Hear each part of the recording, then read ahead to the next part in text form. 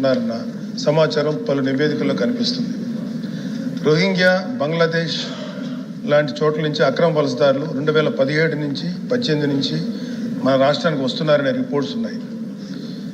ఇప్పుడే శ్రీ రామ్ గోపాల్ రెడ్డి గారి తోటి సోదరి ఎమ్మెల్సీ గారు చెప్పిన విషయం, కడప, రాయచోటి, మదనపల్లి లాంటి ఊర్లలో కూడా కొన్ని బేకరీస్లో కానీ కొన్ని హోటల్స్లో కానీ ఈ అక్రమ వలసదారులు పనిచేస్తున్నారని తెలుస్తుంది అధ్యక్ష. అలాగే ఆ ఏరియాలో కొంత పోలీస్ వ్యవస్థలో కూడా కొంత అలసత్వం అనిపిస్తుంది అధ్యక్ష. 2025 ఆంధ్రప్రదేశ్ అక్రమ వలసదారులకు సంబంధించి 448 కంప్లైంట్స్ నమోదయ్యాయి. ఇది దేశంలోని హైయెస్ట్ నెంబర్. 2021 నుంచి దేశవ్యాప్తంగా నమోదైన 6,700 కంప్లైంట్స్లో ఒక్క ఆంధ్రప్రదేశ్ నుంచే 3,294 కంప్లైంట్స్ రావడం గమనించాల్సిన విషయం. దాదాపు 50% నేషనల్ షేర్ ఇది. ఈ ఫిగర్స్ని గమనిస్తే అక్రమ వలసదారులకు మన రాష్ట్రం ఒక మేజర్ హాట్స్పాట్గా మారుతుందనే అనుమానం కలుగుతుంది. కోస్టల్ ప్రాంతాల్లో అన్ఐడెంటిఫైడ్ బోట్ అరైవల్స్ ఉన్నట్లు, అక్రమ ఆధార్ మరియు రేషన్ కార్డ్స్ పొందినట్లు వచ్చిన ఆరోపణలు ఆందోళన కలిగిస్తున్నాయి అధ్యక్ష. కంప్లైంట్స్, డేటాబేస్, ఇన్సిడెంట్స్ ఈ ప్యాటర్న్ అంతా కలిపి చూస్తే అక్రమ వలసదారుల చొరబాటు యథేచ్ఛగా పెరుగుతున్నట్లుగా కనిపిస్తుంది. అక్రమ వలసదారుల అంశాన్ని కేవలం ఒక శరణార్థుల ఇష్యూగా చూడలేము.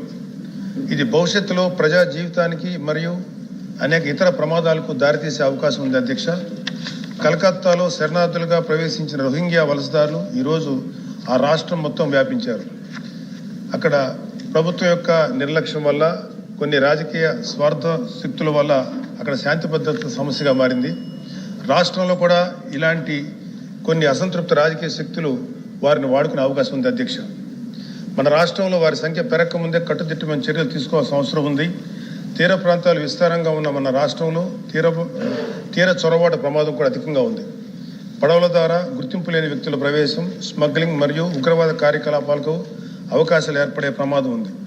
స్లీపర్ సెల్స్ మరియు యాంటీ సోషల్ ఎలిమెంట్స్ కార్యకలాపాలకు అవకాశం ఏర్పడుతుంది అధ్యక్ష. అక్రమ వలసదారుల ద్వారా హవాలా, అక్రమ ఆయుధాల సరఫరా జరిగే ప్రమాదం కూడా ఉంది. రాష్ట్రంలో ఉన్న critical infrastructure, bridges, ports, gas projects వంటి కీలక ఆస్తులపై సెక్యూరిటీ రిస్క్ ఏర్పడే అవకాశం ఉంది. ఇటీవల జరిగిన కొన్ని సంఘటనలు గమనిస్తే అక్రమ వలసదారులు internal security, economic stability, social హార్మోనీపై ప్రమాదం చూపే ప్రమాదం ఉంది అధ్యక్ష. మా కొన్ని సూచనలు అధ్యక్ష, ఇప్పుడు అనిత గారు చెప్పినట్లు బయోమెట్రిక్ వెరిఫికేషన్ డ్రైవ్ ద్వారా